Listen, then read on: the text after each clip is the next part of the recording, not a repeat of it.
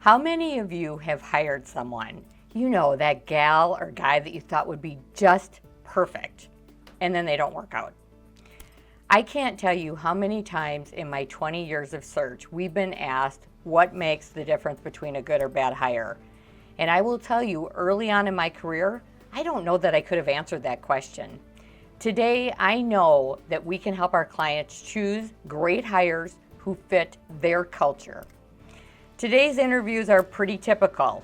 A lot of the focus and attention is on the resume. Technically, can they do the job? And, you know, don't get me wrong, that's really important. But what we really need to focus on is not the point of entry stuff, the technical side. We hire with our heads, but we keep people with our hearts. So many companies have these beautiful plaques in their foyers that list their mission, vision, and values. And we all remember when 7 Habits came out and that exercise was really, really important. But how many of you live those values every day? How many of you have shared those values and have matched them to acceptable behaviors or what we like to call guiding principles against those values?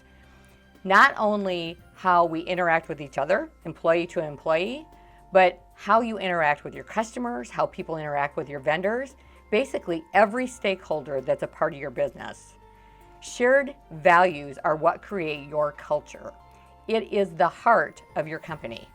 And I'm here to tell you, leaders, you drive the values into the organization. They are driven from the top down. It's a big part of the challenge with the generations today.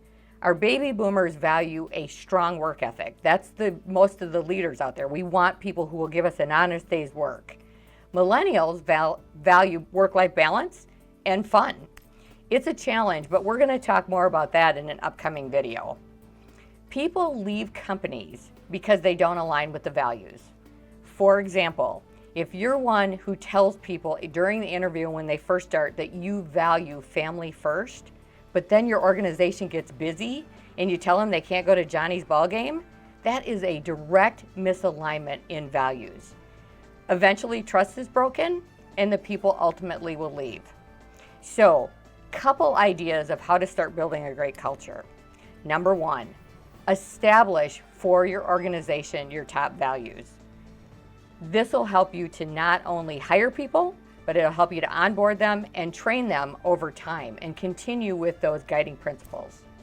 Number 2, once you've identified all the acceptable behaviors, this is how our values will live every day in our organization, you need to live it yourself. This is the baseline of how people will interact with each other, and they will look to you as the leader to set the precedence on this.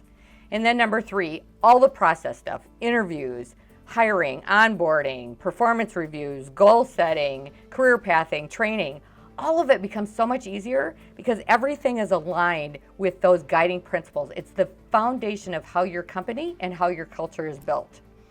Shared values will keep people culturally aligned with your organization.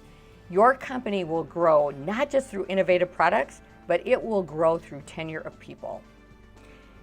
Thanks for watching this video. I hope you enjoyed it.